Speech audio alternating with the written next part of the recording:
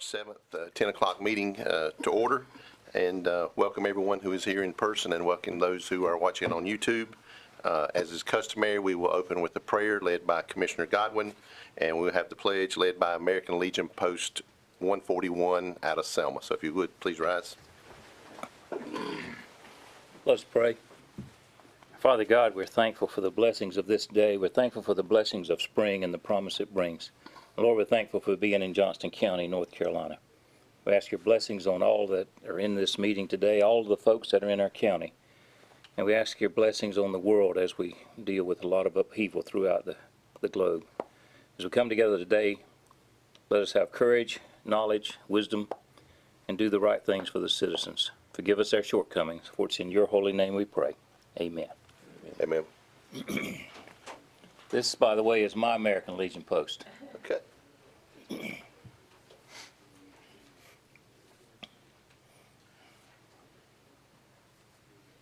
Legionnaires face the flag. Hand salute. 2, uncover.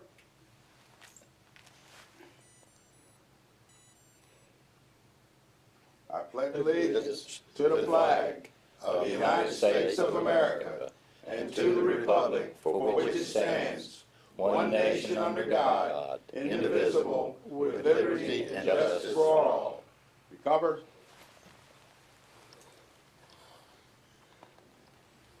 And salute. 2. Thank you, guys. Thank you. Thank you. Thank you. Thank you.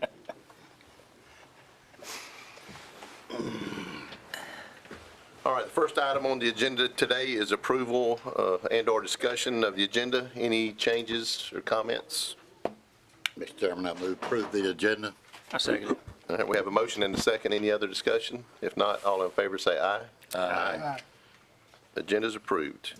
Next up is the, yes, we have Commissioner Harris is out today. He has a situation that he's taking care of, so he will not be here at either meeting today, and we sent him and his family our prayers.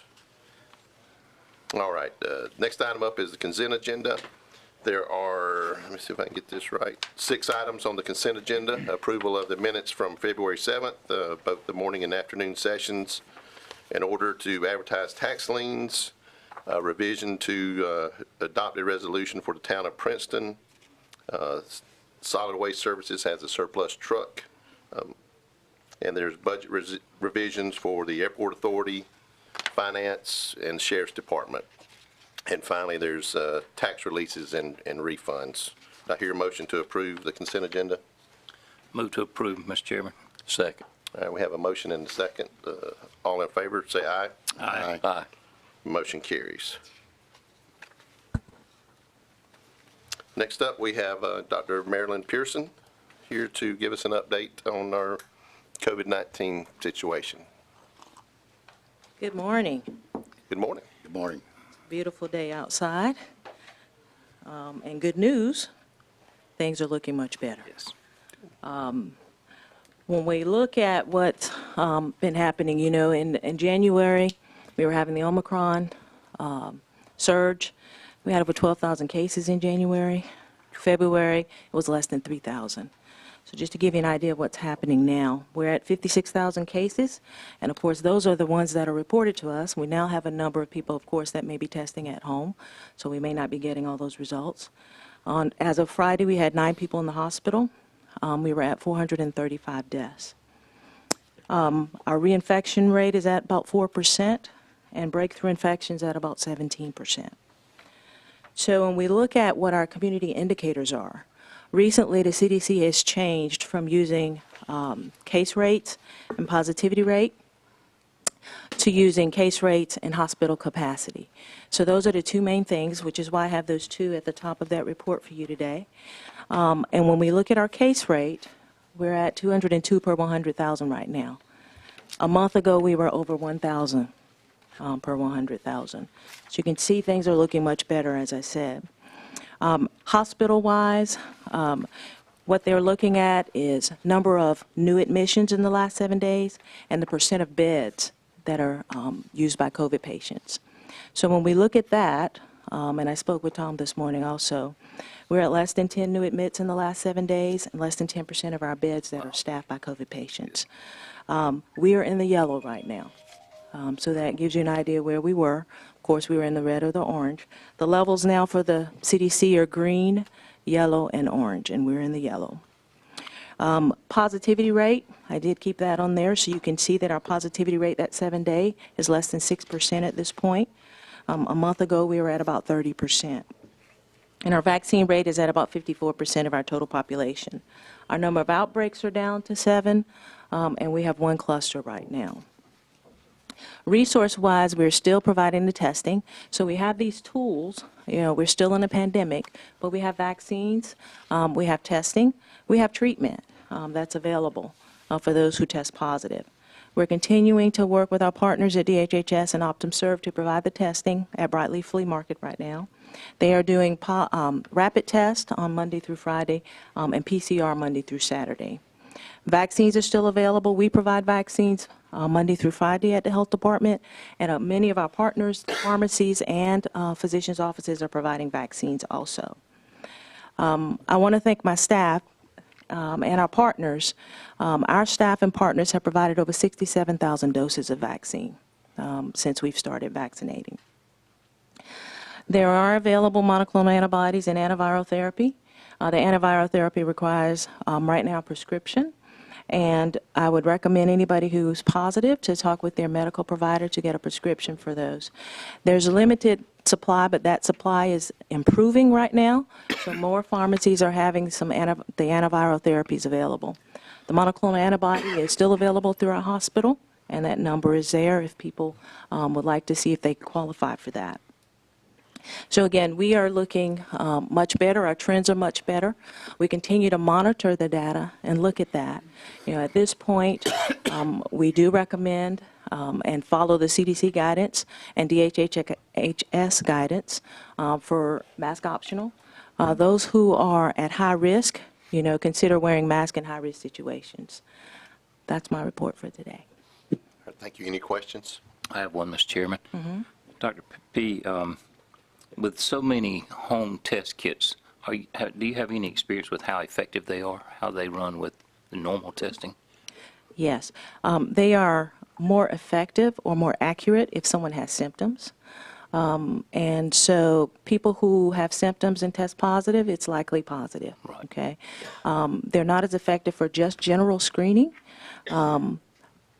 But we do recommend that, of course, if you have symptoms, or if you don't have symptoms, to use it for screening, and then get a confirmatory test, the PCR, if needed. Right. And the breakthrough infections, that 17% seems a little bothersome to me. Why is it that high? These are people that have been vaccinated, is that right? That is correct. Those are people that have been vaccinated. And a part of that is, you know, we have these multiple variants. We had a Delta. Right. You know, there was Alpha, then Delta, then Omicron. So the vaccine is pretty effective against people getting into the hospital or getting severely ill, but you can still get an infection, particularly with these variants. Has there been any evolution of the vaccine itself, any changes or enhancements to make it more effective? They are doing some of that now, and I may have mentioned at a previous meeting, there are some companies actually looking at combining the COVID vaccine and the flu vaccine, particularly for the fall. Right, okay. Any other questions? Good news. Yes, good news. Thank you, Dr. Pearson, for once again an update. It's nice to have good news across the board. Thank you. I know. Thank you. Next up, we have Chad McLand to give us an update on our emergency rental assistance program, and I believe he has a request as well. Good morning. So far, the emergency rental assistance program has worked very well. So far to date, we have sent out almost $8.3 million in rental assistance to citizens of Johnston County, almost 1,800 households. Right now, we're in bucket 2.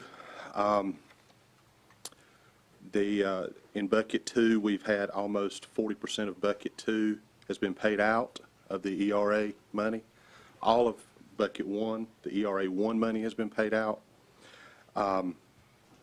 We are one of the last counties that still have the program being administered.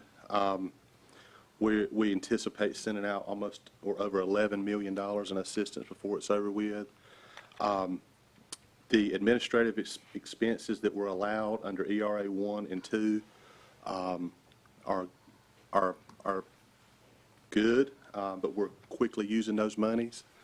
And so it is my recommendation that we stop accepting applications March 31st, or when funds run out from ERA 2, and I anticipate those funds running out maybe by the end of the week. We already have, as I said, almost 1.9 million spent of the 5 million available.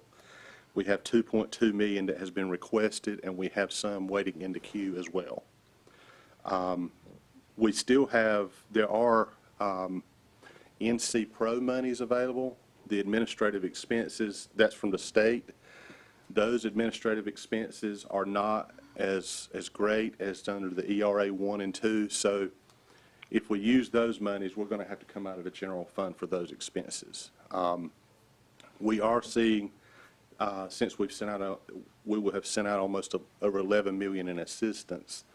We're seeing some more instances of fraud and potential fraud, and we're just seeing a downturn in the number of applications that we're seeing. So it is our recommendation that we wrap this up. It'll take about 2 more months after we stop accepting applications to finish out what's in the queue. We anticipate around 11.3 million being spent in a short amount of time. And we will have helped probably close to 2,000 households in the county. That is my recommendation.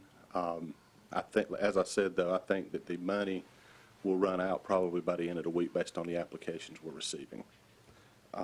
CDBG, which is the mortgage assistance, we had 900,000 available. So far, we've used 571,000. So we have about 329,000 available there. That program, by the guidance, will end September 30th. So we're going to continue that until September 30th or until those funds run out. But the emergency rental and utility assistance, my recommendation is that we stop accepting applications or until the money runs out, whichever's first. And I'll be happy to answer any questions. Oh, we have paid Yardy so far around 700,000. So. Any questions? I do. We received a note from a citizen about some difficulty in getting response. Did you see that? Yes, sir. Letter? Yes, sir. If it's where they have been through the system and either have been denied or we're waiting on, if it's been denied, then we're following up and letting the citizen know why they've been denied. Or if it's something where they've been in the queue an exorbitant amount of time, we pull them to the front of the line to make sure they're being helped. Okay, good. Thank you. The last thing we want is somebody to be evicted when there's no cause for it. Right. You're saying the funds will give out by the end of this week, possibly? Possibly. So ERA 1 monies, that was 6.3 million. That has all been spent. There was 5 million available in ERA 2. Almost 2 million has already been spent of that bucket, and 2.2 million has already been requested out of that bucket. So we have about 800,000 left. There's still some monies and applications that have been unreviewed that almost total that money. Well, if we go to the 31st, we could get in a pickle, can't we? Well, that's what I'm saying. I anticipate we will stop accepting applications at the end earlier of this of. week. Okay. And then end the program on the 20th, request program. When I was making the request a couple of weeks ago, I anticipated through the 31st. But things have changed, and so now I'm anticipating us stop accepting applications at the end of the week. And then based on what's in the queue, there's a lot of citizens in the queue that it'll take probably a couple of months for Yardy to get those finished, and once that's finished, we'll be done. So I'm anticipating in some level us dealing with this situation and these payments through May probably. Do we need action on that, Mr. Chairman? We do. I move that we follow the recommendation from our finance director. I second. We have a motion and a second to set the cutoff date for the ERA program applications as of March 31st, unless we run out of money before then, so. Okay. All right, I have a motion and a second. Any other discussion? All in favor, say aye. Aye. Aye. Motion carries. Thank you, sir.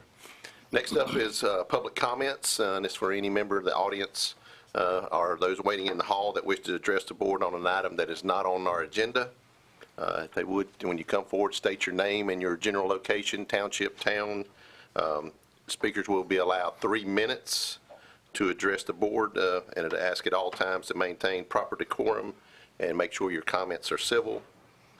Personal attacks will not be tolerated, and I will reiterate that this is a time for the board to listen, not to respond and engage in conversation, but it's time to listen. So if anyone is here to come forward, please state your name and your general location. Kendall Parker, Ingram's Township. Welcome, Mr. Parker. May I pass out a handout? Sure.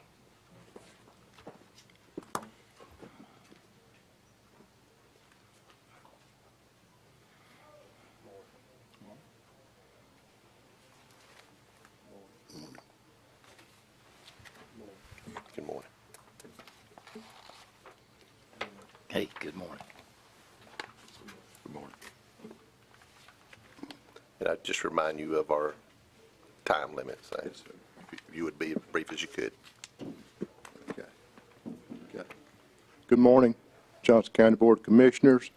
My name is Kendall Parker, and I live on Teddersville Road in Four Oaks, North Carolina, and I've lived there my entire life.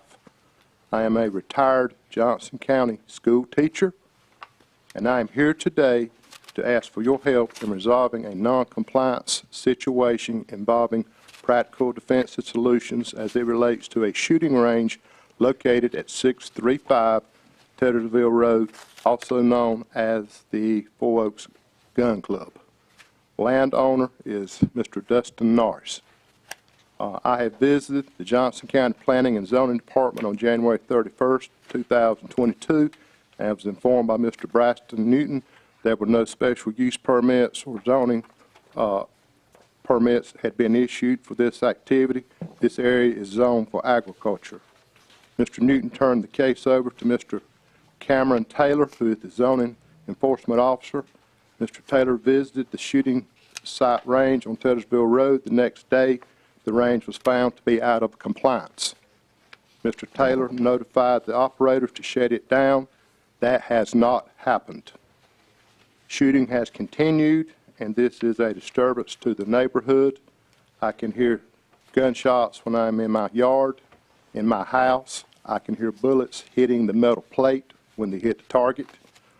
This occurs Monday throughout the week. On the weekends, there was even shooting on Christmas Day.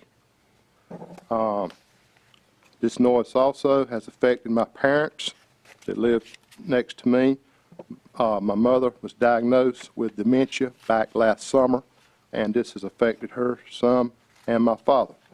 The packet I've given you is information from the official website and from the public Facebook page from Practical Defensive Solutions, which shows their business activities.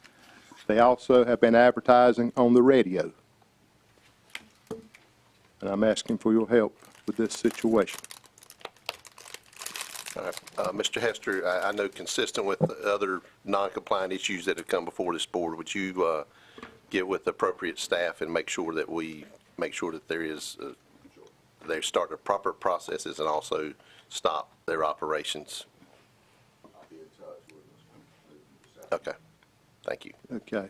Do I need to go over the handout, or are you going to do that on? No, I think the information you provided is good enough. Okay. So, But activities continue, and the gentleman even brought in a heavy piece of equipment this past end of last week, maybe Thursday, and I think he's actually pushed up some more earthen embankments, maybe adding on, I don't know, but activities continue down there. okay. Thank you for bringing this to our attention. Thank you. Thank you for your support.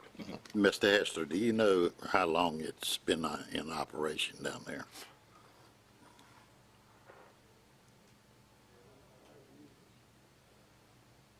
I'm not sure, but I do know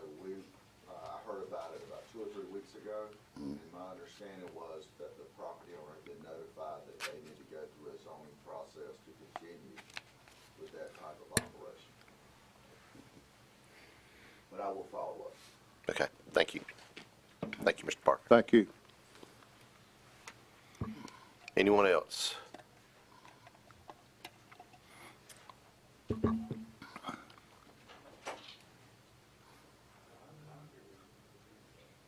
Is there anyone in the hall? Does anybody know? I don't see our deputy to check.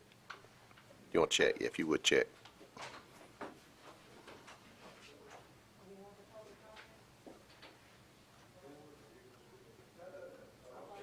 All right, doesn't look like there's anyone else in the hall, so is, Madam Clerk, is there any public comments submitted electronically? All right. So next up, we have a public hearing regarding an economic development incentive grant, and I will ask, first I will open up the public hearing, and I will call on Chris Johnston to explain the purpose of the public hearing and introduce any company representatives present. Thank you, Mr. Commissioner. Good morning, Commissioners. In 2021, Johnston County has been very fortunate to have several project announcements that have totaled well over $400 million and have created thousands of jobs. I've stated numerous times that this is largely due to our green tape, not red tape, and pro-business leadership that you, the Commissioners, have provided. There's a quote by Lou Holtz that says, "In this world, if you're either growing or you're dying, so get in motion and grow." I believe that the investment in the job growth that we have seen wouldn't have been possible without the conservative business principles that you and our citizens hold dear. Today's project announcements allows us to continue this jobs growth journey, and again allows our residents the opportunity to have high-paying jobs right here at home. Currently, we have over 50,000 residents leave Johnston County daily to work elsewhere. This should be alarming to everyone. I'm honored to stand before this commission to present to you a project for your consideration that will try to turn this mass exodus of employees from our county. It's Edgewater's desire to invest and build a state-of-the-art 500,000 square foot Class A facility with the ability to expand to 1 million square feet right here in Johnston County, located on Hamlin Road in the ETJ of the town of Benson. For those needing a point of reference, this area is behind the Hamlin Sheet Metal facility. In addition to the over $40 million investment, the Edgewater project has the ability to create over 300 jobs in the foreseeable future, with an average salary at or over the county average of $43,000. As I've mentioned to you many times and would like to reiterate to our tax-paying citizens, that any economic development incentive offer comes with no risk to the taxpayers, and that these incentives only come from the company's investment. This equates to a percentage of the new taxes Edgewater or its subsidiary pays on the $40 million of new investment. If the required benchmarks set forth in the agreement are not met, then no incentive is given. Again, this comes at no risk to the taxpayers and the citizens of Johnston County. As with all economic development incentive grants, this has been vetted and approved by the Johnston County Economic Development Board, a board that consists of 14 business, civic, and community leaders that has representation from every municipality in Johnston County.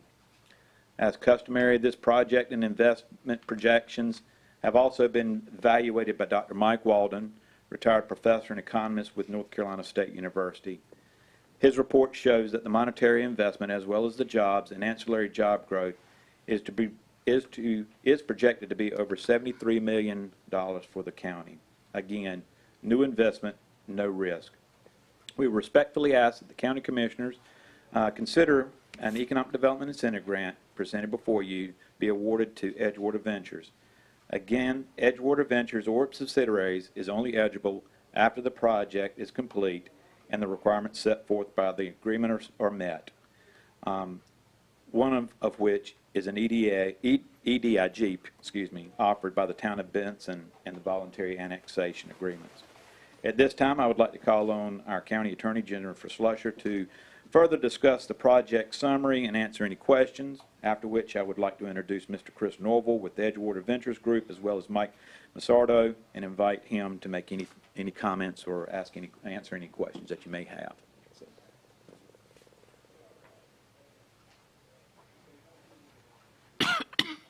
Good morning, Mr. Chairman, members of the board. I offer for your consideration a resolution attaching a proposed economic development incentive grant for the project proposed by E.V. Benson Land LLC and its affiliate Edgewater Ventures, as described by Mr. Johnston.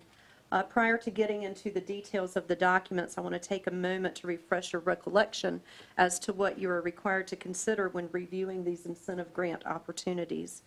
There are several factors that you must consider in making your determination: job creation, capital investment, competition, and diversifying the economy. So keeping those factors in mind, I would like to review the proposed framework of the proposed agreement with Edgewater. As to the Economic Development Incentive Grant, as Mr. Johnston noted, this is approximately a proposed $40 million capital investment to develop and construct approximately 500,000 square feet of Class A speculative industrial logistics facility at the I-40-I-95 corridor in the Banner Township. This is strategically important to Johnston County and will serve as a catalyst for future development in this area. The employment commitment for this project is solid: 300 permanent full-time jobs for employees working on the project site with an average salary of not less than $43,000 with benefits. The capital investment is proposed to be completed by December 2023 and the job creation completed by December 2026. The incentive proposal is a cash grant made in 5 annual payments beginning March the 14th, 2024 and continuing through March 15th, 2028. And are quantified and measured as 50% of the ad valorem taxes paid on eligible investments. In this case, eligible investments are real estate improvements during the investment period. If the incentives are granted, Edgewater commits to doing all of those things that I just discussed, which is invest at least $38 million by December 31, 2023, attain or calls to be attained in the employment goal of 300 full-time permanent employees by December 31, 2026, and provide certification of all of those investments and employment. The grant payments are conditioned upon Edgewater paying in full its ad valorem tax bills for that year and for all of the property that they may own situated in Johnston County that is subject to ad valorem taxation. Edgewater must be current on all payments owed to the county, current in filing all of its annual property tax listings, and have no current appeal pending regarding the valuation of property at the project site. They cannot be in violation of any other obligation to the county, including being compliant with all county ordinances and regulations. There are recapture provisions in the proposed agreement if Edgewater does not carry out and maintain the terms of the agreement. And so in thinking about these particular proposals and the factors that you have to consider, let's discuss and make sure that we have met all of those factors. Number one, job creation. Does the project create a substantial number of permanent jobs? In this case, you have job creation of not less than 300 jobs with an average salary of $43,000, which is the annual average wage in Johnston County. According to the economic impact analysis by Dr. Walden, the private sector direct and indirect job creation as a result of this investment is actually 496 jobs. The capital investment: does the project increase the tax base?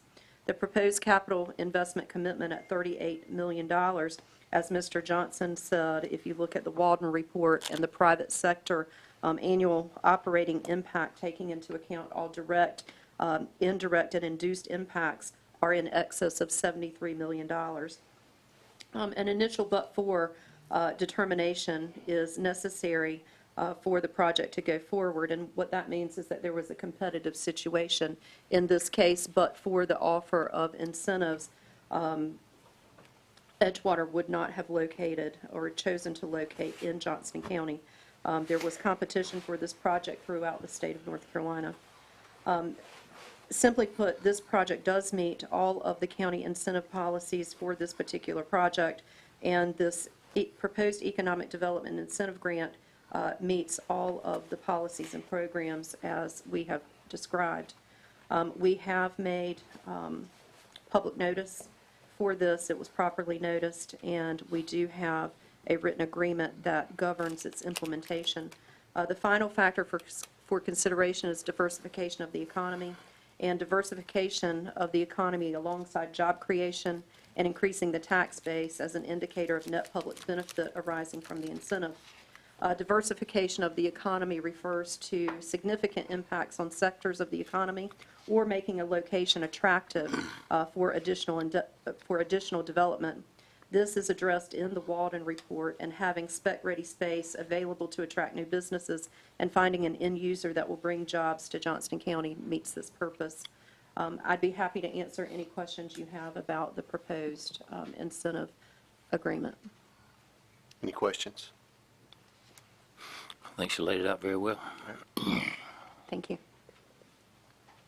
All right, does either, okay. No, I was going to introduce Chris Noble with Okay, Edgewater very good. Ventures. I was gonna so ask if he they can have wanted a to few come forward words and address the commission.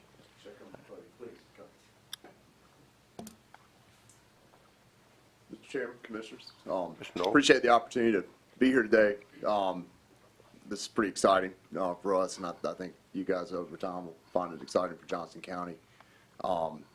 We, as Chris said, and as Jennifer said as well, we started with a search up and down Interstate 95 that basically included Robinson County up to Nash County, and considered a number of different sites. And I want to thank Chris Johnston for all of his help along the way in identifying the site that we did here in Johnston County. We're extremely excited about it, and as they said, it was a competitive environment, and we're excited for the help you're able to give to us, which candidly is going to enable us to be that much more competitive as we pursue, a company that'll bring the jobs that we're talking about, to Johnston County. So appreciate the consideration, and look forward to getting this building under construction and bringing the jobs to the building.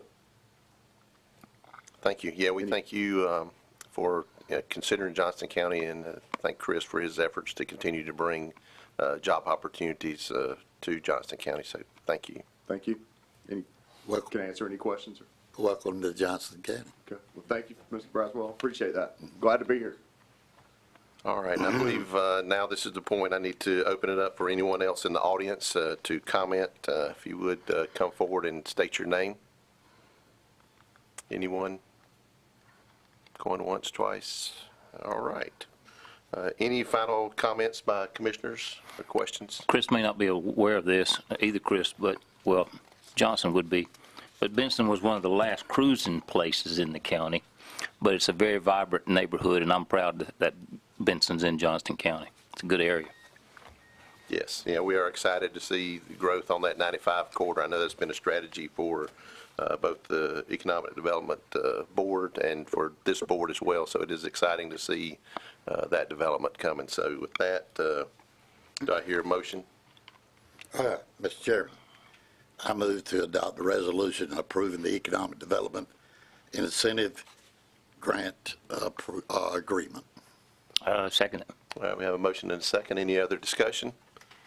All in favor, say aye. Aye. Sounds like the motion carries. Yep. You got it approved even with pink socks. Now let's get to work. Yeah, now let's get to work. There we go. Yeah, yeah. Next up, we have the Northside Fire and Rescue request for approval of tax-exempt loan status, and I believe Chad McClamb is going to address that for us.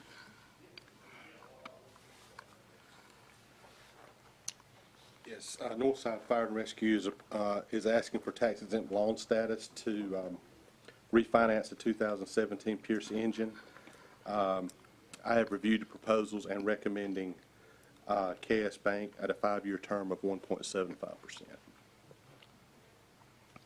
All right. Any questions? Do I hear a motion?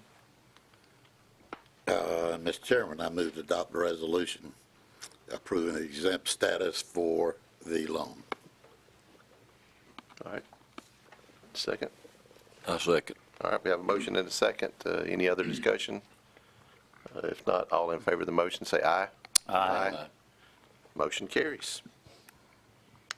Next up, we have an update from our 911 communications from Brett Renfro. Yeah, I'll start it and then Brett can follow up. We're looking to do just some advanced purchasing on some of the equipment at the Public Safety Center we have for 911. The equipment needs to go ahead and be ordered because there's a 10-month delay in getting that equipment here. So we want to have that equipment for when we open the Public Safety Center early next year. In order to do that, we have to have a PO so that we can order the equipment. They're looking to get a grant from the 911 board for some of this equipment, and in order to do that, the 911 board wants the funds to go through the 911 fund here at the county. So we're basically doing a budget revision to pull money from their fund balance so that we can pull a PO so they'll have the funds to go ahead and order the equipment.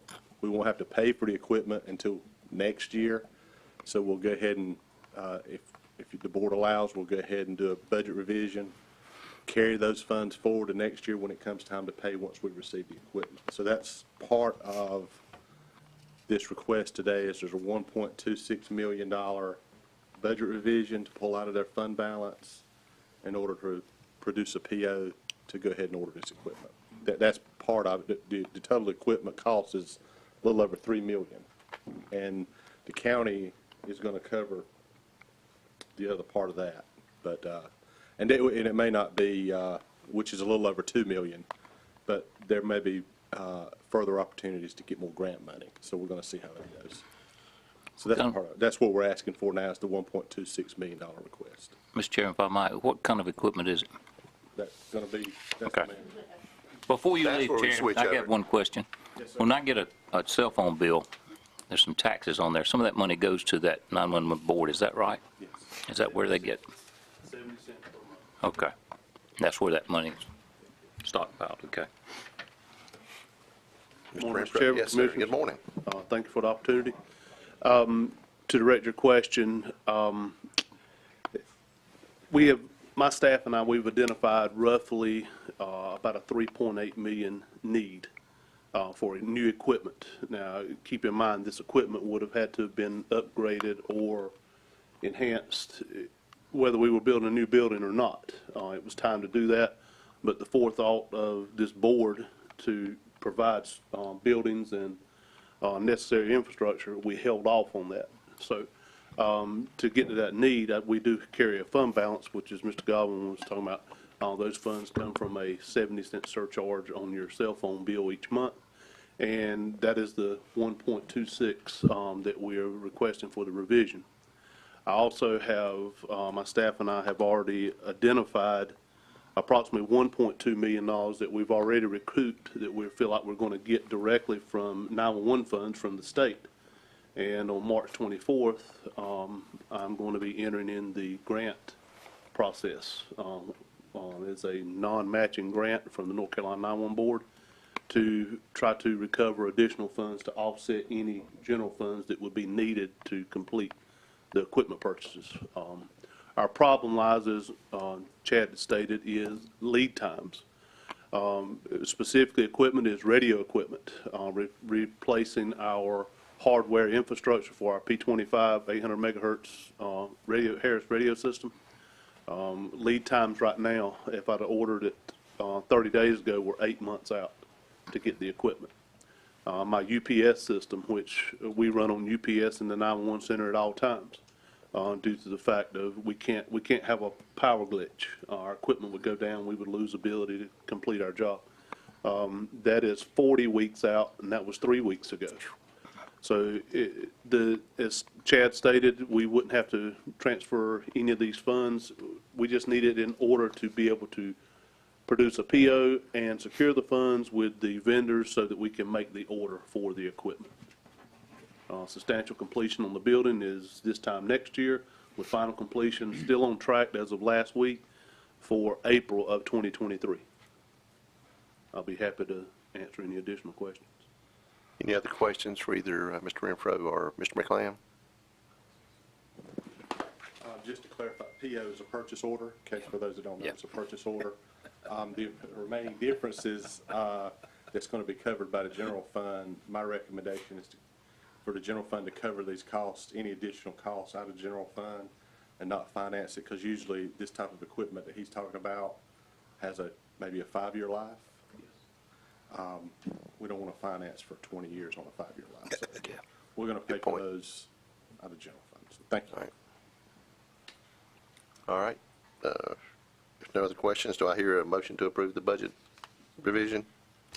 Mr. Chairman, I move that we approve the request and the budget provision. All right. Have a motion Second. and a second. All in favor of the motion, say aye. Aye. Aye. Motion carries. All right. Next up, we have a request from Johnston County Public Schools for grant matching funds. Mr. Moore, good morning to you. Morning, commissioners and staff. It's good to be with you this morning. I come thanks to a recent appropriation in the 2022, 21-22 state budget of appropriating the public school needs-based capital fund.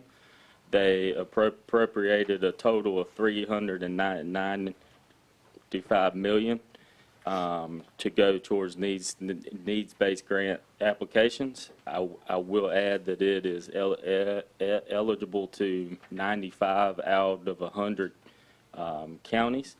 There is a required matching. Johnston County's matching is 15% of the awarded applications. There are maximum award statutes, and they also provide a criteria for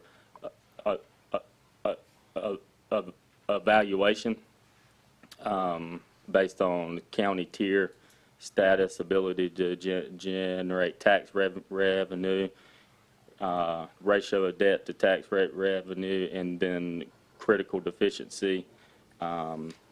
We do plan to submit multiple applications. Those are in your board pack on the spreadsheet. There's 7 additions to existing schools. There's an auditorium expansion for Smithfield Selma High School to expand the original 1967 auditorium of 359 seats. There is a couple of roof replacements and one modernization project. I can answer any questions, but the total cost to perform these projects that we'll be submitting for is $150,480,000. So the county's 15% match, if awarded all projects, would be $22,572,000. Mr. Chairman, Yes, sir. can I ask Brooks if clearly we're asking for 150 million of 300 million. We're clearly not going to get all that. Will the state give you an amount of money, or will the state accept and specify which projects the grant is for? So each project has its own application, and they'll select certain applications to award. So, for instance, I think your first one was Cleveland High School. Yes, sir. And so you asked for 24 classroom additions, 17 million, and our part would be 2.6. So they will select that application. If they give you that 17.4 million, it'll be for that Correct. particular one. So you just put all of them out there, and they pick the ones that they're going to grant. That's right. And there's no discussion after that. No, sir. Okay. No, sir. With that clarification, Mr. Chairman, I recommend that we approve this application. All right. We have a motion. I'll second it. motion and a second. I did have one quick question. So the time frame for all this? Yes, so those applications are due next week, March 15th, and we anticipate hearing award announcement April 12th. So it's pretty quick. Okay. Good to know that. All right, we have a motion and a second. Any other discussion? Yeah, I've got a question. Yes, sir. If you're only funded part of this, which is probably realistic, how do you prioritize how you would allocate those funds?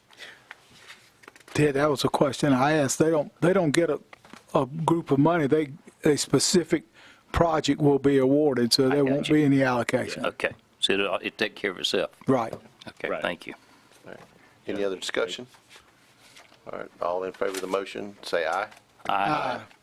Motion carries. I would like to welcome Dr. Bracy, our superintendent, here, and also Kay Carroll, our board, one of our school board members. So thank you guys for coming, and Brooks, thank you as well. Yes, sir. Brooks, I hope Yeah. we have to come up with 22 million, because I'd love to see you get all of it.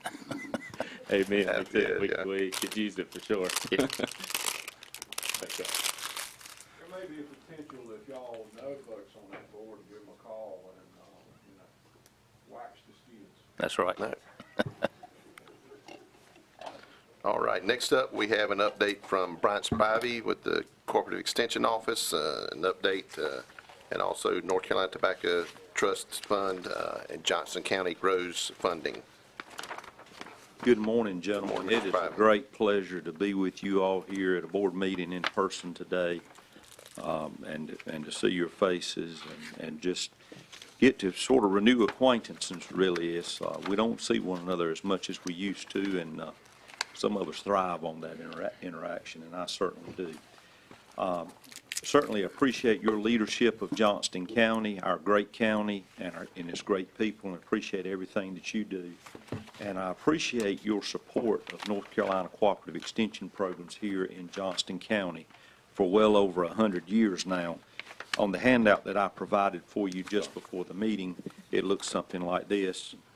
You'll see we've been serving the citizens of Johnston County since 1909 in some shape or form as North Carolina Cooperative Extension here in our county.